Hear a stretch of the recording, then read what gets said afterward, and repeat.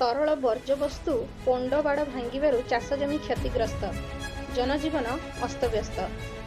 ସମ୍ବଲପୁର ଜିଲ୍ଲା ଠେଲପଲ୍ଲୀରେ ଥିବା ଜିଏସଡବ୍ଲ୍ୟୁ ଭୂଷଣ ଷ୍ଟିଲ୍ ପ୍ଲାଣ୍ଟର ପେଲେଟ୍ ପ୍ଲାଣ୍ଟ ସାଇଟ୍ରେ ଥିବା ସ୍ଲରି ପଣ୍ଡର ବାଡ଼ ଗୁରୁବାର ରାତି 8:30 ସମୟରେ ଭାଙ୍ଗିଯିବାରୁ ପୋଖରୀରେ ଜମା ହୋଇଥିବା ତରଳ ବର୍ଜ୍ୟ ନିର୍ଗତ ହୋଇ ବ୍ୟଞ୍ଜିବେର୍ନା ଗ୍ରାମ ସହରାପଡ଼ାର ଚାଷ ଜମିରେ ମାଡ଼ିଯାଇଥିବା ଦେଖିବାକୁ ମିଳିଛି। ସମ୍ପୃକ୍ତ ଅଞ୍ଚଳରେ ତରଳ ବର୍ଜ୍ୟବସ୍ତୁ ରାସ୍ତାଘାଟରେ ବହୁଥିବାର ପ୍ରତ୍ୟକ୍ଷଦର୍ଶୀ କହୁଛନ୍ତି। ଜିଏସଡବ୍ଲ୍ୟୁ ଭୂଷଣର ବରିଷ୍ଠ ଅଧିକାରୀ ପ୍ରମୋଦ ପାତ୍ରଙ୍କୁ ଯୋଗାଯୋଗ କରିବାରୁ ସ୍ଲରି ପୋଖରୀର ପାଚେରୀ ଭାଙ୍ଗିଯିବାରୁ ବିଶେଷ କିଛି କ୍ଷୟକ୍ଷତି ହୋଇନଥିବା କହିଛନ୍ତି। ଏଥିରେ 4-5 ଜଣ ଚାଷୀଙ୍କ ଚାଷ ଜମି କ୍ଷତିଗ୍ରସ୍ତ ହୋଇଛି।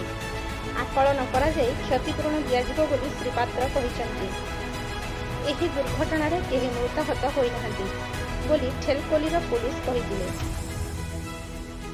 ବ୍ୟଞ୍ଜିବେଣ୍ଡା ସହରାଗଡ଼ରେ ଥିବା କୁକୁଡ଼ା ଫାର୍ମ ପାଖରେ କାରଖାନାର ତରଳ ବର୍ଜ୍ୟବସ୍ତୁ ଘେରି ଜମାଟ ବାନ୍ଧିଥିବା ବେଳେ ଗାଁର ପୋଖରୀ ଭିତରକୁ ମଧ୍ୟ ତରଳ ବର୍ଜ୍ୟବସ୍ତୁ ପଶିଯାଇ ପାଣି ବିଷାକ୍ତ ହୋଇଯାଇଛି। କାରଖାନା କର୍ତ୍ତୃପକ୍ଷ ସେଠାରେ ନିର୍ମାଣ କାମ ଚାଲୁନଥିଲା ବୋଲି କହୁଛନ୍ତି। ଏହି ଘଟଣାକୁ ନେଇ ଉତ୍ତେଜନା ପ୍ରକାଶ ପାଇବାରୁ କାରଖାନାର ବରିଷ୍ଠ ଅଧିକାରୀ ଏବଂ ଠେଲପଲ୍ଲୀର ଆଇଆଇସି ବିଧୁଭୂଷଣ ମିଶ୍ର ଘଟଣାସ୍ଥଳକୁ ପହଞ୍ଚି କ୍ଷତିଗ୍ରସ୍ତ ଜନସାଧାରଣଙ୍କୁ ବୁଝାସୁଝା ତଥା ଆଲୋଚନା କରି କ୍ଷୟକ୍ଷତି ଆକଳନ କରାଯାଇ କ୍ଷତିପୂରଣ ଦେବା ପାଇଁ ପ୍ରତିଶ୍ରୁତି ଦେଲା ପରେ ପରିସ୍ଥିତି ଶାନ୍ତ ହୋଇଥିଲା। ସମ୍ବଲପୁର ଜିଲ୍ଲା ଠେଲପଲ୍ଲୀରୁ ଅଙ୍କିତ ସାହୁଙ୍କ ରିପୋର୍ଟ, ମାତୃଭୂମି ଲାଇଭ୍ ଟିଭି।